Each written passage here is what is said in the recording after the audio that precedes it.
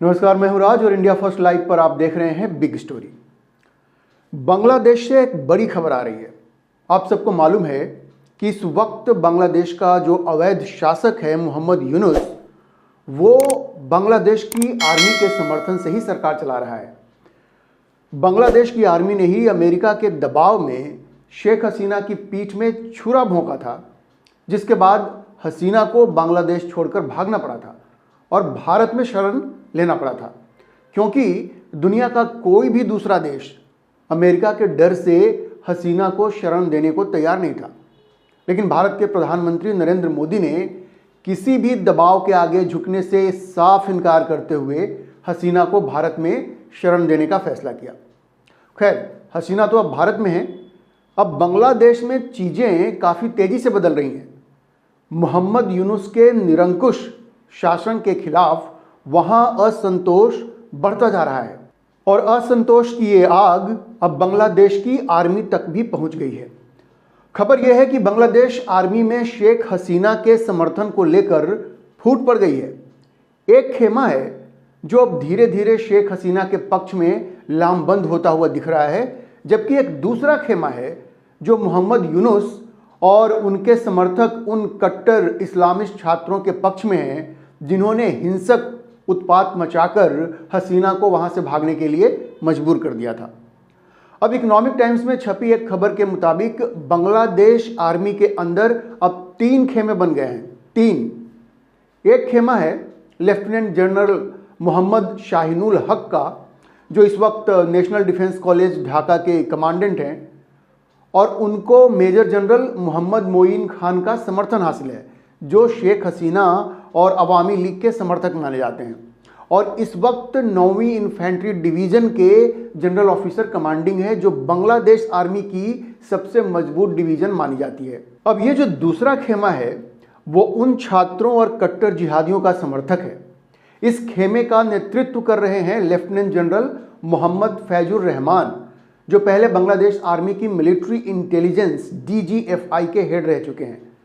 अब खबर यह है कि लगातार हिंसक छात्रों और इस्लामिस्ट जिहादियों के संपर्क में ये लेफ्टिनेंट जनरल मोहम्मद फैजुर रहमान हैं और ये अपनी अलग ही प्लानिंग कर रहे हैं। खबर यह भी है कि जनरल रहमान उस साजिश के हिस्सा थे जो बांग्लादेश के राष्ट्रपति मोहम्मद शहाबुद्दीन को हटाने के लिए रची गई थी, जब आर्मी चीफ जनरल वकार उज्जमान विदेश में थे।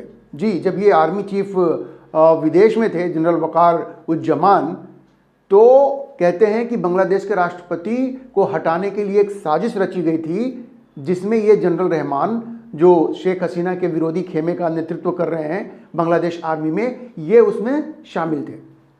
वजह यह है कि जो राष्ट्रपति हैं मोहम्मद शहाबुद्दीन, वो अवामी लीग के टिकट पर चुने गए थे और शेख हसीना के विरोधी उनको पसंद नहीं करते, क्योंकि आज भी उनके मन में सिंपैथी है शेख हसीना के लिए। जाहिर है, उनके टिकट पे चुने गए थे तो उनकी सिंपैथी तो होगी।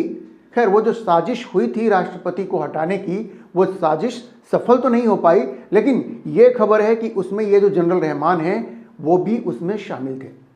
अब ये जो 2 खेमा है, शेख हसीना को समर्थन करने वाली और यूनुस और कट्टरपंथियों का समर्थन करने वाली, मतलब एक खेमा जो है शेख हसीना को समर्थन कर रहा है और दूसरा जो है वो यूनुस और कट्टरपंथियों का समर्थन कर रहा है। अब इन दोनों के बीच में जबरदस्त संघर्ष चल रहा है और ये दोनों खेमा अपना प्रभाव स्थापित करने की कोशिश में लगे हुए हैं। अब ये तो 2 खेमा हुआ। अब अभी के जो आर्मी चीफ हैं जनरल वकारुज्जमान, जो शेख हसीना के रिश्तेदार भी हैं, उनका भी अपना एक तीसरा खेमा है। लेकिन ये माना जा रहा है कि अभी वो एक तरह से कहें तो तटस्थ हैं, लेकिन उनका प्रभाव धीरे धीरे कम होता जा रहा है, ऐसी खबरें आ रही हैं। तो ये 3 खेमे हैं इस वक्त बांग्लादेश आर्मी के अंदर।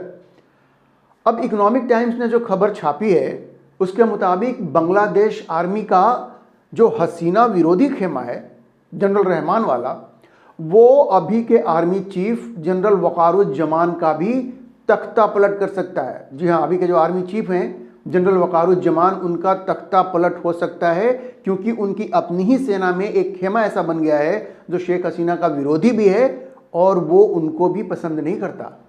मतलब आर्मी चीफ जो है उनका तख्ता पलट हो सकता है, बांग्लादेश के आर्मी चीफ का तख्ता पलट हो सकता है। कब? जब मोहम्मद यूनुस ढाका से भागने के लिए मजबूर हो जाते हैं। देखिए, जनरल रहमान को भी ऐसा लगता है कि ये जो मोहम्मद यूनुस हैं वो ज़्यादा दिन बांग्लादेश में नहीं रह पाएंगे, वो भागने के लिए मजबूर हो सकते हैं। अब ये तो मैं आपको पहले भी बता चुका हूँ कि मोहम्मद यूनुस जो हैं उनके दिन गिने चुने रह गए हैं, क्योंकि उनको वहाँ किसने बिठाया था? वो जो बाइडेन ने बिठाया था, अमेरिकी डीप स्टेट की मदद से। अब जो बाइडेन तो हार गए, ट्रंप शपथ लेने वाले हैं 20 जनवरी को, और डोनाल्ड ट्रंप के क्या ख्याल हैं डीप स्टेट के बारे में ये आप सब जानते हैं। तो ट्रंप के शपथ के बाद मोहम्मद यूनुस के लिए टिके रहना बड़ा मुश्किल होगा, क्योंकि ट्रंप और मोहम्मद यूनुस की पुरानी दुश्मनी भी है। ये मैंने आपको पहले के एक वीडियो में बताया भी है कि 2016 में कैसे मोहम्मद यूनुस ने हिलरी क्लिंटन को सपोर्ट किया था ट्रंप के खिलाफ और डोनेशन दिया था, और बाद में जब वो पेरिस में थे तो वो बिल्कुल दुखी थे जब ट्रंप की जीत हुई थी। वो कह रहे थे मैं बोल नहीं पा रहा हूँ, और ये काले बादल हैं। ट्रंप को उन्होंने काले बादल भी कह दिया था कि ट्रंप की जीत काले बादल के समान है। तो और ट्रंप को ये सब मालूम है, ट्रंप को ये सब मालूम है, इसलिए ट्रंप के शपथ लेने के बाद मोहम्मद यूनुस भी ट्रंप के निशाने पे आ जाएंगे, इसमें कोई शक नहीं है। और इसीलिए मोहम्मद यूनुस का बांग्लादेश में टिके रह पाना बहुत मुश्किल हो जाएगा, उन्हें भागना ही पड़ेगा। और ये बात जनरल रहमान भी जानते हैं, और उनकी प्लानिंग ये है, जो खबर आ रही है कि जनरल रहमान की प्लानिंग ये है कि अगर मोहम्मद यूनुस भाग जाते हैं ढाका छोड़कर, तो ये जो आर्मी चीफ हैं वो इनका भी तख्ता पलट कर देंगे और वो अपना शासन वहाँ इस्टेब्लिश कर लेंगे। ये खबर आ रही है।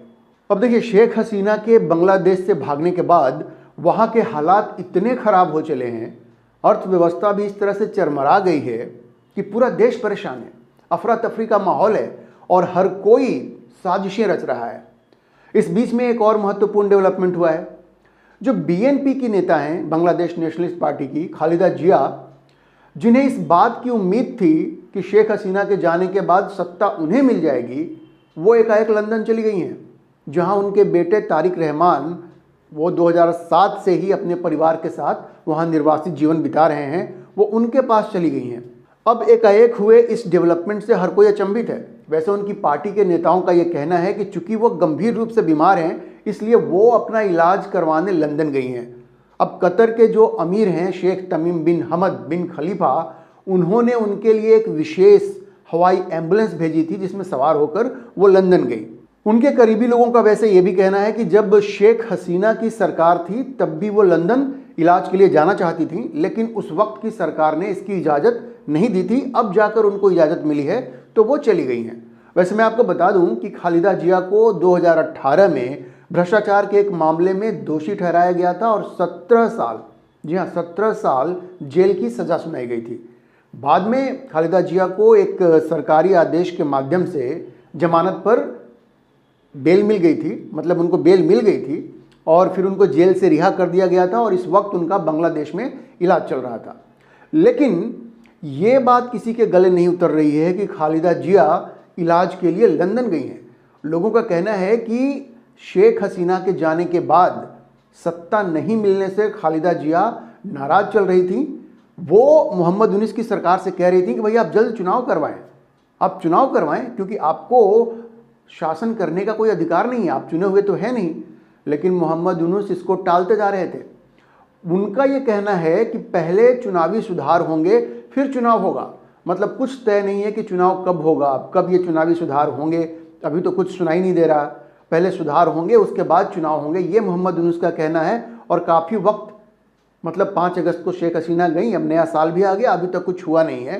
तो ये सब देख करके खालिदा जिया निराश हो गई थी और खालिदा जिया की नाराज़गी की यही वजह थी, ऐसा कहा जा रहा है। इसके अलावा एक और वजह बताई जा रही है। खबर है कि ये जिन छात्रों ने हिंसक आंदोलन किया वो अब यूनुस के ऊपर एक नई पार्टी बनाकर चुनाव लड़ने का दबाव बना रहे हैं। अब वो एक नई पार्टी बनाना चाह रहे हैं।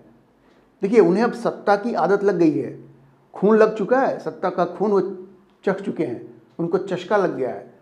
अब वो सत्ता अपने हाथ से जाने देना नहीं चाहते और अब वो कह रहे हैं कि हम एक पॉलिटिकल पार्टी बनाएंगे और हम खुद चुनाव लड़ेंगे। यूनुस पे इस बात का दबाव भी है। तो देखिए, ये सब देखकर सत्ता पाने की खालिदा जिया की जो उम्मीद थी वो तो खत्म हो गई। उन्हें लगा कि कहाँ तो हम ये सोच रहे थे कि चलो शेख हसीना गई तो हम सत्ता में आ जाएंगे, लेकिन यहाँ तो नया ही खेल हो रहा है।